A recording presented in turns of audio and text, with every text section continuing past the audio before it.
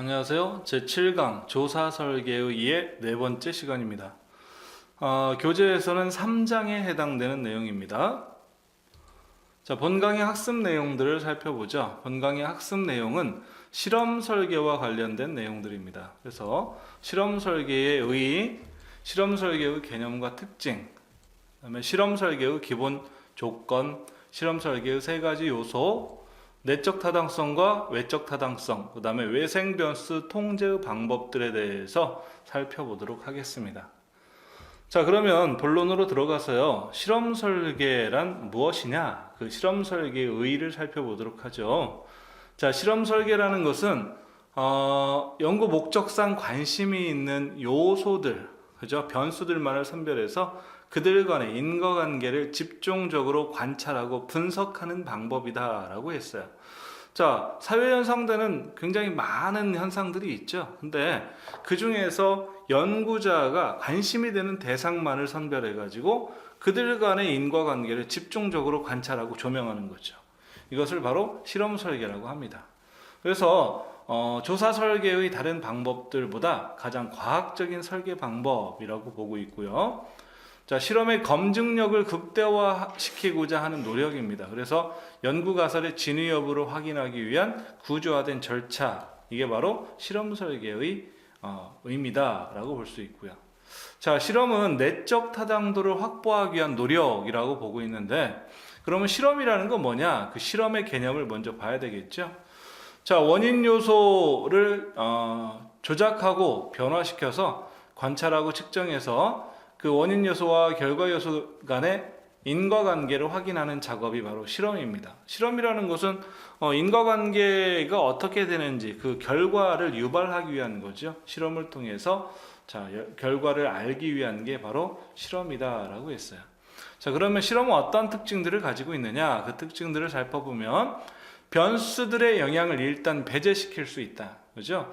자, 원인 변수와 결과 변수, 연구자가 관심이 되는 변수들만 두고 다른 변수들은 없애는 거예요. 이렇게 배제시켜서 실험이라는 걸 통해서 그 인과관계를 설명할 수 있다는 거죠. 자, 독립 변수를 의도적으로 조작할 수 있죠. 독립 변수를 관찰자가, 연구자가 보고자 하는 부분만, 보고자 하는 형태로 볼 수 있다라는 거고요. 자, 반복 연구가 가능해요. 실험이란 똑같은 상황만 두게 되면 반복적으로 그걸 계속 할 수 있죠. 그래서 일반화 가능성이 비교적 높고요. 논리적으로도 엄밀하게 설명할 수 있다. 자, 그 다음에 실험이라는 것은 말 그대로 실험이에요. 연구자가 자신의 관심이 되는 변수들만 의도적으로 어떤 환경 속에 놓고 하는 거기 때문에 현실에서 나타나기는 아주 어렵다. 그래서 잘 나타나지 않는다는 비현실적인 부분이 있죠. 자, 그 다음에 인간 행동을 자연스럽지 못한 상태에서 관찰하는 형태고요. 그 다음에 단순한 기술보다는 설명을 목적으로 하고 있다. 원인과 결과에 대해서 조명하는 거라고 그랬잖아요. 그래서 결과가 이러이러한 이유로 나온다라는 것을 설명해 주기 위한 목적으로 실험이라는 걸 합니다. 자, 피실험자들을 각 집단의 무작위로 배정할 수가 있어요. 자, 이러한 특징들을 가지고 있고요. 자, 실험 설계의 기본 조건을 살펴보죠. 실험 설계의 기본 조건은 첫째, 실험 변수의 조작 가능성입니다. 자, 연구의 초점이 되는 실험 변수의 종류나 변화의 강도를 실험자가 인위적으로 변화시킬 수 있다는 거죠. 두 번째는 위생 변수의 통제가 또한 가능하다. 가능해야만이 실험이 가능하다 하죠. 자, 위생 변수라는 건 뭐라고 그랬어요? 독립 변수와 종속 변수 간의 어떤 인과관계를 설명하려면 그 외에 다른 변수들은 영향을 미치지 않아야 독립 변수와 종속 변수 간의 관계를 설명할 수 있겠죠. 이런 것을 바로 위생 변수의 통제라고 앞에서 설명한 바 있었습니다. 자, 실험 변수와 결과 변수 이외에 기타 변수들로서 결과 변수에 영향을 미칠 수 있는 변수들을 통제하거나 제거하는 것을 말합니다. 자, 그 다음에 실험 대상의 무작위화라고 했어요. 실험 대상을 무작위로 추출할 수 있어야 합니다. 그렇죠? 그래서 실험 설계의 기본 조건 세 가지 뭐라고 그랬어요? 실험 변수의 조작 가능성, 외생 변수의 통제, 실험 대상의 무작위화 세 가지 꼭 기억하십시오.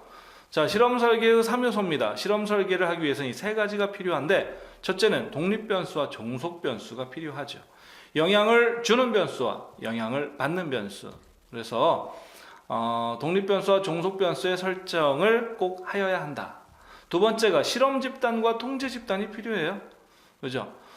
실험 대상자들을 실험 집단과 통제 집단으로 무작위 배분해서 실험 집단과 통제 집단의 구분이 필요하다. 세 번째가 사전 검사와 사후 검사가 필요하다. 그죠? 실험에서는 사전 검사와 사후 검사를 실시해서 종속 변수 간의 차이가 어떻게 되는지를 파악하는 거죠. 사전에 측정하고 사후에 측정해서 그 갭을 파악해서 실험의 결과를 알 수 있다라는 겁니다. 자, 네 번째가 이제 내적 타당성이에요. 내적 타당성이라는 것은 뭐냐? 그 개념을 살펴보면 인과관계에 대한 내용을 설명하는 겁니다. 내적 타당성이 높다라고 하면 인과관계의 규명이 정확하다라고 볼 수 있는 거죠. 자, 결과 변수의 변화가 실험 변수에 의한 것인지 아니면 다른 원인에 의한 것인지를 판명하는 것. 어떤 원인에 의해서 결과가 나왔는지 이것을 정확하게 알 수 있느냐 없느냐를 파악하는 게 바로 인과관계의 규명이죠. 내적 타당성은 바로 인과관계의 규명이라고 생각하시면 됩니다. 자, 내적 타당성을 저해하는 외생 변수예요. 인과관계를 파악하는 것을 못하도록 하는 그런 요인들이죠. 그게 9가지로 설명을 하고 있는데, 첫째, 우연적인 사건입니다. 자, 실험자가 의도한 대로 실험이 이루어져야 되는데 실험자가 의도하지 않은 사건들이 발생이 돼가지고 원인과 결과를 정확하게 판명하기가 어려워지는 그런 이유죠. 실험자가 의도하는 관계없는 그런 사건이 발생돼서 결과 변수에 영향을 미치는 겁니다. 두 번째가 실험 대상의 탈락이에요. 피실험자의 상실이나 실험 대상의 소멸, 상실 요인 등으로 설명이 되는데요. 실험 대상으로 선정해서 실험을 쭉 하는데 대상 기간 중에 갑자기 실험 대상이 죽는다거나 또는 이사를 한다거나 이런 여러 가지 이유로 소멸이 되는 경우에 실험을 지속할 수 없기 때문에, 그죠? 인과관계를 정확하게 규명하기가 어렵다라는 거고요. 또 하나 이제 검사 효과입니다. 조사 요인 또는 시험 효과라고도 하는데요. 여기에는 주 시험 효과와 상호작용 효과 두 가지로 설명이 됩니다. 자, 주 시험 효과는요, 결과 변수에 의해서 동일한 측정을 반복적으로 수행해서 결과 변수 값의 변화를 발생시키는 거예요. 그죠? 자, 실험 변수의 효과하고는 상관이 전혀 없어요. 그냥 결과 변수에 대한 측정을 계속 하다 보니까 계속된 측정의 영향으로, 그죠? 결과 변수 값이 변화하는 거예요. 그러면 원인 변수 때문에 변했다? 그죠? 독립 변수 때문에 변했다? 이렇게 설명할 수가 없잖아요. 그래서 인과관계를 규명하기가 어려워진다. 다음으로 상호작용 효과입니다. 결과 변수에 대한 측정의 영향으로 실험 변수에 영향을 미치게 되는 거예요. 실험 변수를 가하기 전에 결과 변수가 측정을 계속하니까 이 측정에 의해서, 사전 검사에 의해서 영향을 받아가지고 변수가 변하는 거죠. 그죠? 이런 것이 인과관계를 규명하기가 어려워지는 거죠. 자, 다음으로 도구 효과입니다. 측정 수단의 변화 또는 도구 요인이라고도 하는데요. 측정자와 측정 방법이 달라지는 거예요. 도구를 똑같이 써야 되는데 도구가 달라짐으로써 측정 결과가 달라질 수도 있다라는 거죠. 그렇게 되면 원인과 결과를 규명하는 게 어려워진다. 자, 다음에 통계적 회귀 효과입니다. 이것은 극단적인 사전 측정에서 어떤 극단적인 결과를 가져오게 되면 사후 측정을 지속적으로 하게 되면 독립 변수의 효과하고는 상관없이 이 통계적인 요인에 의해서 평균치로 값이 근접하려는 경향을 보인다라는 거예요. 그래서 이것을 통계적 회귀 효과라고 하고요. 자, 다음에 성숙 효과입니다. 성숙 또는 시간의 경과, 역사적인 요인이라고도 하고요. 자, 사회 현상이나 인간이 변화를 지속하고 있기 때문에 발생되는 효과예요. 자, 원인에 의해서 이런 결과가 생겼다라고 해야 되는데 그 원인 때문이 아니라 독립 변수 때문이 아니라 시간이 지나서 자연스럽게 변화하고 있다는 거예요. 그러면 이건 인과관계를 규명하는 데는 어려움이 되겠죠. 어려운 이유가 될 거예요. 자, 사전검사와 사후검사 간의 시간 간격이 길어질 때 나타나기 쉬운 그런 내적 타당성 저해 요인이고요. 피실험자의 변화에 따른 영향에 의한 것이라고 볼 수 있습니다. 자, 다음으로 7번째 인과관계의 모호성이죠. 자, 변수 중에 어느 것이 원인이고 어떤 것이 결과인지가 불분명한 거예요. 예를 들어서 닭이 먼저냐 계란이 먼저냐 이런 말 자주 하잖아요. 어떤 게 원인이고 결과인지 알 수 없는 경우에 인과관계를 설명하기가 모호해지고요. 여덟 번째로 선발 요인입니다. 대상자의 선정 평균, 표본의 편중, 실험 집단과 통제 집단의 상위성, 편향된 선발이라는 표현을 쓰기도 합니다. 자, 여기서는 집단이 원초적으로 이질적인 집단이었을 때 실험의 효과를 확실하게 알 수 없다라는 거죠. 예를 들어서 자, 성적이 우수하냐 우수하지 않느냐를 평가하기 위해서 A반과 B반을 비교하려고 그래요. 그럼 A반과 B반을 비교하려면 똑같은 뭐 수학이면 수학, 영어면 영어 이렇게 같은 교과목으로 평가를 해야 되는데 A반은 수학, B반은 영어 이렇게 다른 교과목으로 평가를 하려고 한다면 평가가 불가능하다라는 거죠. 자, 그 다음에 아홉 번째로 실험 변수의 확산 또는 모방을 들 수 있습니다. 이것을 개입의 확산 혹은 모방이라고도 하죠. 자, 실험 집단 간의 의사소통이 이루어져서 자, 뭐 독립 변수의 영향이 아니라 변수들 간의 의사소통으로 인해서 그 실험에 대한 인지를 하고 그를 통해서 다른 오차를 발생시킬 수 있다라는 겁니다.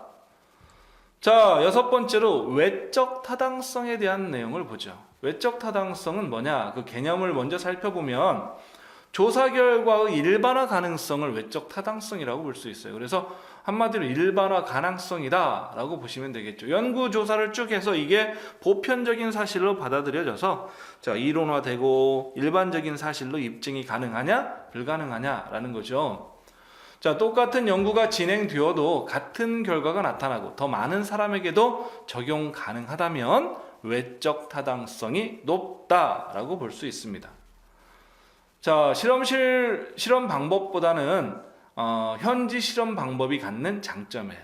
그래서 외적 타당성이 높게 나오는 것은 현지 실험 방법 때 높게 나타날 수 있다라고 보죠. 자, 외적 타당성을 저해하는 요인들을 살펴보죠. 그러면 외적 타당성을 저해하는 요인으로는 첫 번째가 대표성입니다. 자, 대표성에는 표본의 대표성이 있는데 표본의 대표성은 표본을 집단에서 차별적으로 선별했을 때 그 집단을 대표할 수 있는 성질을 가지고 있느냐라는 거죠.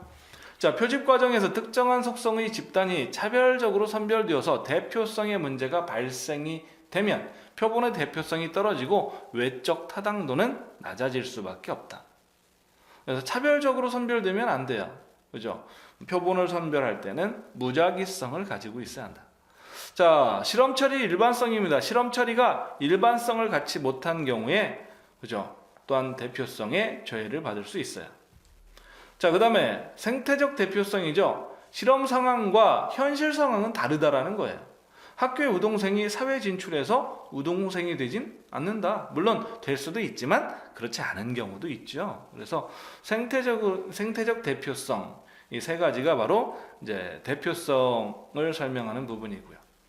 자, 그 다음에 외적 타당성을 저해하는 요인, 일반화 가능성이라고 그랬어요. 외적 타당성은 상호작용입니다. 자, 상호작용에는 사전검사와 실험적 처리와의 상호작용이에요. 첫째, 사전검사가 실험적 처리에 영향을 미쳐서 사후검사의 점수가 올라갈 수도 있고 내려갈 수도 있게 되는 효과. 그죠? 두 번째는 선정요인과 실험적 처리와의 상호작용이에요. 실험을 위해서 선정된 집단에만 특별한 영향을 미친다면, 그죠? 실험적인 처리가 선정된 집단에만 영향을 미친다. 그러면 이게 모집단 전체에 영향을 미치는 일반화 가능성과는 괴리가 생길 수가 있겠죠. 자, 세 번째가 역사 요인과 실험적 처리와의 상호작용성이에요. 그래서 실험이 실시되었던 당시 상황과 그 결과를 일반화해서 적용을 할 때 상황이 달라짐으로써 발생되는 효과예요. 자, 외적 타당성, 일반화 가능성을 저해하는 요인에서 상호작용이라는 게 있고, 상호작용에는 사전검사와 실험적 처리와의 상호작용에 문제가 생길 수 있고, 선정 요인과 실험적 처리와의 상호작용에서 문제가 생길 수 있고, 역사 요인과 실험적 처리와의 상호작용에서 이런 문제가, 그죠? 외적 타당성을 저해하는 문제들이 발생될 수 있다라는 겁니다. 자, 다음에 반작용 효과 5가지죠. 반작용 효과, 반응 효과라고도 하고요. 자, 실험 배치에 관한 반작용 효과예요. 자, 실험실 구성원들이 자신이 실험에 참여하고 있다는 것을 의식해서 평소와 다른 행동을 보이는 거죠. 실험에 참여하고 있으니까 야, 나는 좀 더 잘해야 돼. 뭐 이런 거예요. 실험에 참여하고 있으니까 나는 뭐 대표 선수야. 그러니까 이렇게 해야 돼. 뭐 이렇게 해서 다른 반응을 보이게 되는 겁니다. 여기에는 첫 번째 플라시보 효과가 있어요. 위약 효과 또는 가실험 효과라고도 하고요. 자, 특정 개입이나 실험이 이루어지지 않았는데도 연구 대상에게 어떤 특별한 관심이나 관찰을 받고 있다는 인식으로 스스로 심리적으로 반응해서 변화를 일으키는 거예요. 위약 효과라는 것은 그거죠. 실질적으로 약을 투여하지 않았는데도, 약을 먹고 있지 않았는데도 내가 약을 먹고 있다라고 환자가 생각하게 되면 약을 먹은 것과 같은 그런 효과가 발생될 수 있는 것. 이것을 위약 효과라고 합니다. 자, 이것을 플라시보 효과라고도 하죠. 자, 다음에 보상적 경쟁 효과예요. 존 헨리 효과라고도 합니다. 자, 실험 집단과 통제 집단을 만들어서 실험을 할 때 통제 집단에 속한 사람들이 자신에게 어떠한 것이 제공되지 않는다는 것을 알고서 이것을 보상하기 위해서 의도적으로 노력하거나 실망하거나 의기소침해서 기대 이하의 효과를 발생시키는 거예요. 그죠? 자, 통제 집단과 실험 집단이 있는데 실험 집단에는 어떠한 처치를 하고요. 통제 집단에는 처치를 안 해요. 그러니까 통제 집단에는 어떤 보상이 없는 거죠. 보상이 없으니까 야, 실험 집단에는 보상을 하고 우리한테는 보상을 안 하는구나 하고 보상을 받으려고 억지로 노력을 하든지 아니면 보상을 안 받으니까 실망하거나 의기소침하든지 해서 발생될 수 있는 효과. 이게 이제 보상적 경쟁 효과 또는 존 헨리 효과라고 합니다. 자, 다음에 실험 배치에 관한 반작용 효과에서요. 조사원 기대 효과가 있습니다. 자, 자료 수집을 담당하는 조사원이 그 조사나 연구에 대한 열정을 품고 연구자가 원하는 방향으로 조사 결과가 나오도록 조사 대상자에게 영향을 미치는 거예요. 야, 이런 연구는 틀림없이 필요해. 내가 이 연구에 집중하게 돼서 굉장히 뿌듯해 라고 하고 막 열망을 가지고 조사 대상자들에게 막 이러한 결과로 답을 나올 수 있게 유도하거나 막 하는 그러한 요인에 의해서 왜곡된 결과를 가져오는 거죠. 자, 그 다음에 호손 효과입니다. 호손 실험에 의해서 발생된 효과를 이야기를 하죠. 실험이나 연구에 참여하는 사람들이 자신의 연구 대상으로 정해져서 특별한 취급을 받는다고 느껴서 좀 더 긍정적인 방향으로 행동하려 하기 때문에 나타나는 효과다. 그렇죠? 호손 실험을 통해서 검증된 효과라고 봅니다. 자, 다음에 후광 효과죠. 사전에 알고 있는 정보나 선입견 등으로 인해서 어떤 효과가 발생되는 거죠. 자, 후광 효과는 긍정적 방향으로 과장되게 일반화되는 경우를 말합니다. 자, 다음으로 반작용 효과, 반응 효과에서 두 번째, 검사에 대한 반작용 효과, 측정의 반응 효과죠. 자, 사전 검사가 실험의 주요 변수에 대한 참여자의 의식 및 민감성에 영향을 주는 거예요. 그래서 대상자가 조사 목적을 이해하고 조사에 참여함으로써 스스로 조사에 대한 반응과 민감성을 보일 수 있다라고 하는 거고요. 자, 다음에 참여자 선정과 연구 속성의 상호작용입니다. 참여자들이 무작위로 배정하기가 어려울 때 생기는 거죠. 연구를 진행할 때 참여자들은 무작위로 선정이 돼야 되는데 그렇지 못함으로써 이런 문제점들이 발생될 수 있다. 자, 다음으로 실험실 세팅의 영향입니다. 자, 자료 수집의 상황 자체가 일으키는 반작용 효과라고 볼 수 있고요. 조사 대상자들이 지내는 일상적인 환경과 다른 환경에서 실험 조사가 진행될 때 이러한 내용이 발생될 수 있다.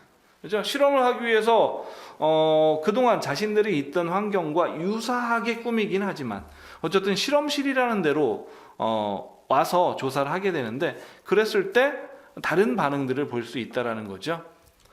자, 그 다음에 간섭 효과입니다. 여러 번 실험 처치를 할 경우에 간섭 효과가 나타난다라고 했어요. 그래서 반복적인 실험 결과로 피실험자들이 실험에 대한 어느 정도 익숙해져서 결과를 다르게 도출하는 경우에 발생될 수 있다. 그죠? 자, 다음으로 외생변수의 통제 방법 4가지를 살펴보도록 하겠습니다. 외생변수를 통제하기 위한 방법으로는 첫째, 제거라는 방법이 있어요. 제거. 그래서 외생변수를 사전에 아는 경우에 외생변수가 실험 대상이 되는 각 집단에 균등하게 영향을 미칠 수 있도록 실험 집단과 통제 집단을 선정하고 외생변수의 효과를 통제하는 거죠. 제거라고 하니까 외생변수의 효과를 통제하는 거를 볼 수 있고요. 두 번째는 균형화 또는 배합, 짝짓기라고도 하는데요. 피실험 대상자들이 실험 집단과 통제 집단에 골고루 배정될 수 있도록 하는 거예요. 자, 골고루 배정된다라고 해서 균형화라고 할 수 있고요. 자, 그 다음에 상쇄입니다. 그죠? 자, 실험 대상의 실험 변수를 가하는 순서를 바꾸면 실험의 결과가 달라진다라는 거예요.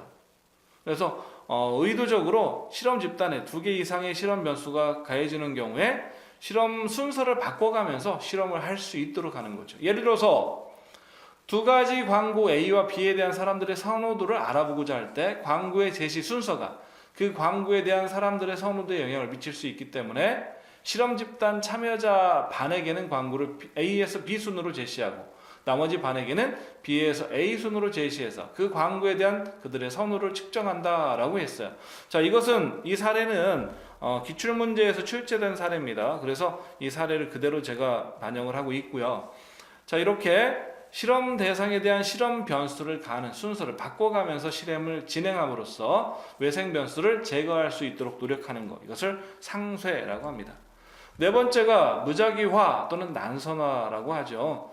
실험 집단과 통제 집단을 무작위로 선별하는 거예요.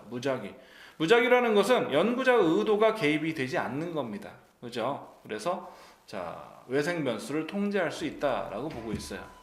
모집단에서 표본 집단을 무작위로 추출해서 외생 변수의 영향이 실험 집단과 통제 집단에 동등하게 미칠 수 있도록 조정하는 거죠. 동등하게 영향을 미칠 수 있도록 하겠다. 이게 이제 무작위화, 난선화라고 볼 수 있습니다. 자, 그러면 7강의 학습 내용을 정리해 보도록 하겠습니다. 자, 7강에서는 실험 설계에 대해서 살펴봤습니다. 그래서 실험 설계의 의의, 실험 설계의 개념과 특징, 실험 설계의 기본 조건에서 실험 변수의 조작 가능성이나 외생 변수의 통제, 실험 대상의 무작위화에 대한 개념을 살펴봤고요. 실험 설계의 3요소로 독립 변수와 종속 변수, 실험 집단과 통제 집단, 사전 검사와 사후 검사에 대한 개념을 살펴봤습니다. 자, 다음으로 내적 타당성에 대한 내용을 살펴봤죠.